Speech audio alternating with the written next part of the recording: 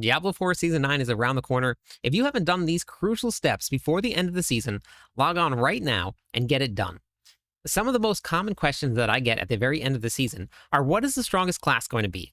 What happens to my character at the very end of the season? And what can I bring with me from one season to another? We're going to cover all of that and more in this video. The very first tip that I have for you, and this one might seem a little straightforward, but what it's going to be is have fun. There is a lot of hype, both negative and positive, around the game. Make your own experiences. And remember, this is a game.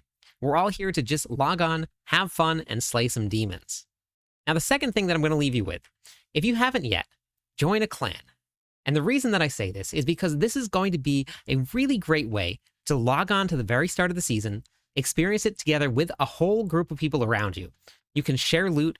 You can join up with a party. We have an amazing, welcoming community that is open to anybody. Whether you're just starting the game and you're brand new, welcome to Diablo 4. If you've been playing like me since the launch of the game, then there is still going to be something there for you. People are sharing experiences, sharing gear, sharing loot. It is a lot of fun to do. How it's going to happen is click the link at the top of the description of this video to join Discord.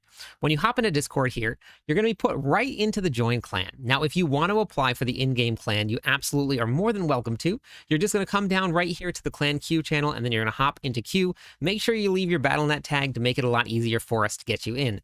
If you don't want to, but you just want to be a part of the community, you are more than welcome to. We treat Discord as the clan, so if you're in Discord with us, you're part of the clan. At the very beginning of the season, there's already going to be signups. All you have to do is come down to the announcement channel here, and then you can sign up right here to get yourself into a starter group when the season goes live. As you can see, we just launched this today, and we already have a whole bunch of people that have signed up, and it's just going to keep on getting more and more and more. It is the most exciting time of the season. I look forward to it every single season. We've had people that have played solo the entire time they've been playing. They finally made the leap, hopped in, and they did not regret it. Hop into Discord, join us. There's going to be a ton of stuff. One more thing about Discord. On the 27th, we're going to be giving away expansion packs, including one that has the base game plus the expansion pack.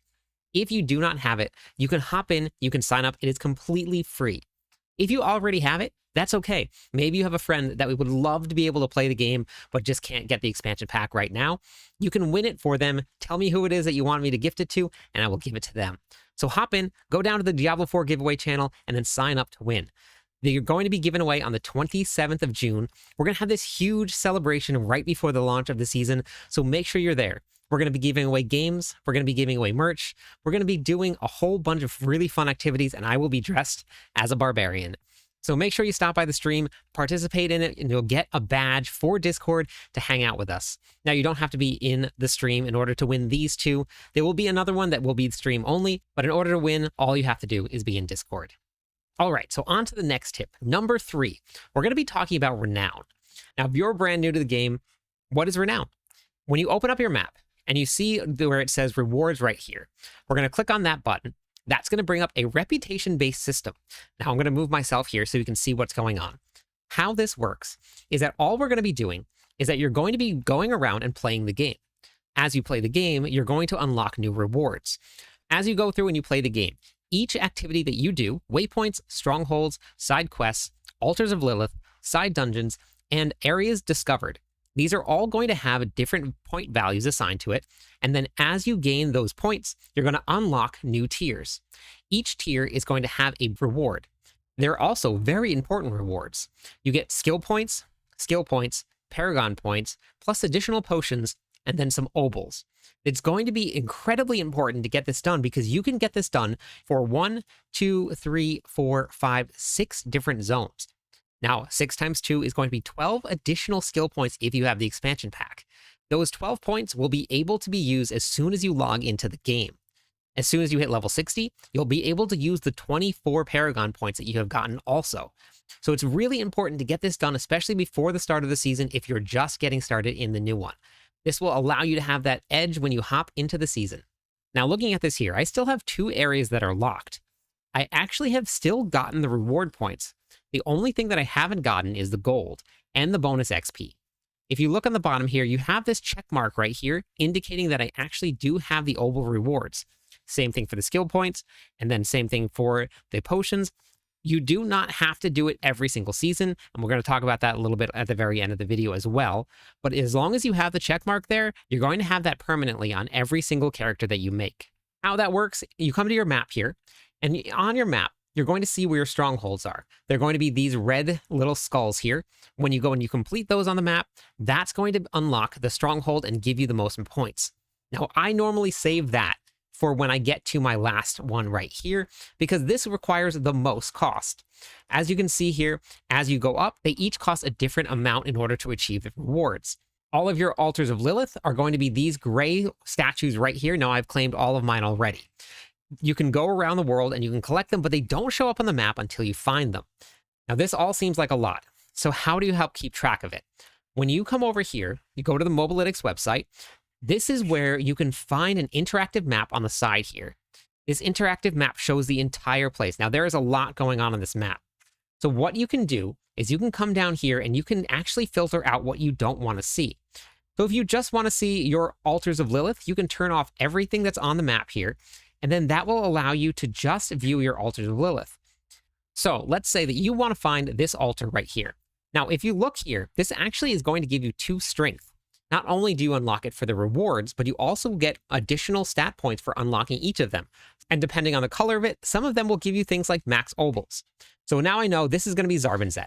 This is where I want it to be. So I'm going to come back to my map here, and I'm going to mark on the map sort of around where it's going to be. I'm going to ride on my horse over there, and then we're going to unlock it. Now I found that. So on this, I can actually go to Discovered, and I can click the link here, and that will mark it as discovered. And now it grays out just like my map, so I can see exactly where I need to go and what I've done. This will save for you, so you don't have to go back and redo it. This is a really, really great way to figure out exactly what you've done, keep track of it, and then finish your renown. Your renown is definitely super important, so make sure that this is a priority that you take on. Tip number 4 is going to be a leveling strategy. There are actually ways to plan ahead before you hop into the season. Now, how you can do that? There's going to be 2 things we're going to talk about. We're going to be talking about just a general leveling guide and a leveling path, and then we're also going to talk about a build guide. If you don't know what to play, a really great thing to do is look up a build guide. If you were to come over here to my website here, this is cliptis.com, we're going to have a whole bunch of Diablo 4 videos, including leveling guides. So if you come down to the leveling guide section, there's going to be one for each class. So if you wanted to pick one of those, you absolutely can. If that's something that you wanted to do, you also could come over to the Mobalytics page here. There is a ton of really, really great content and really great creators. I'm the barb writer for Mobalytics, so most of my builds will be barbarian. But when you go into any of these builds here, so we'll look at the leveling guide from last season, what's really, really cool is that you can break it down from level 1 to 25, level 26 to 40, and then level 41 to 60. This will allow you to go and progress through the game in a cohesive way where you don't have to find things that are kind of outrageous to find at level 1. You can see all of the gear stats and all of the aspects, and then it also gives you a guide of where you can find all of the dungeon aspects that you're going to need in order to complete your class. Now, what does that mean? Finding aspects. If you were to come back into the game and then you open up your Codex of Power, so on the keyboard it's going to be Y, you go to your Codex of Power here, you can actually search for all of your different aspects. So for me, I'm going to find one, and we're going to go down to any one that I haven't discovered yet. It's going to show it right here, so I haven't unlocked the Blind Burrows. If I was to click on Pin on Map, and it shows it right here, and now I go to my map, it actually has pinned where the dungeon is, and I can go to that dungeon, and then I can unlock that aspect, and I can put it on. So there's going to be a whole bunch of different things that you can do in order to make your experience a lot better. We have a whole leveling write-up here that has a video that goes alongside with it. It has all of the leveling builds on it if you want, and then it breaks down where to go. Here's your interactive map for Renown. This is a complete how-to guide for your leveling process, and this will be updated for Season 9 as soon as we get the final patch notes. But this is basically what you're going to follow until you get to level 60. So if you haven't yet come up with a leveling plan, this is a really great place to start. The final tip I'm going to leave you with is going to be what happens with your character when the season ends. Now, as you can see here, we have our seasonal characters and we have our eternal characters. If I was to go back onto one of my eternal characters, what's going to happen is when I log in and I go to the stash, I'm going to have a withdrawal only stash tab. What does that mean? That means that all of the materials that have and all of the gear that have come from my previous season ended up in a stash tab. So if I head over to the stash, This is going to be a withdrawal only. There's 189 things in here because I haven't actually logged on and I haven't taken anything out. For me, I don't ever play on the Eternal Realm, so for me, this doesn't really matter too much. But if this is something that you think that you're going to come back to and you're going to want to hop onto some of your old characters, make sure you log in and make sure you clear out all of the stuff that you want. At the very end of the season, anything that is sitting in this tab gets deleted. This is where all of your seasonal stuff will get moved to at the very end of the season. You cannot bring anything over except for your renown from one season to the next. All of your material will go to the Eternal Realm, all of your gear, all of your summoning mats, everything that you have will now become eternal, and then when you start a brand new character, you will start with your renown, and that's it. That's why renown is so important to do. Now, it definitely seems like, why would I want to do that? Starting over and learning all of the new stuff that they put into the seasons is actually really, really fun. Every season has a very unique feel to it, no matter what it is, whether we have one power or another power, whether we have a seneschal, or whether we have just another update to gear. There's always going to be a very unique feel to how the season plays out. If you also have a clan alongside you, it makes it way easier to get the gear, go through the grind again, and you'll probably end up a lot further along than you did the previous season. The unofficial date so far is going to be July 1st. There has been no official announcements that I've seen yet. That is when the Reliquary is ending, so we're all assuming that that is when the new season is going to be launching. We're going to get our campfire chat very soon, so make sure you keep an eye out for that. That's going to give us all of the final patch notes, and that will let us know who is going to be the strongest, maybe, because you never can really actually tell what changes they're going to make to leveling, what changes they're going to make to powers, what changes they're going to make to all of the damage nerfs, or maybe some buffs that they're going to be adding into the final season. For your tier list, make sure that you take them with a grain of salt. I like to use this season as an example.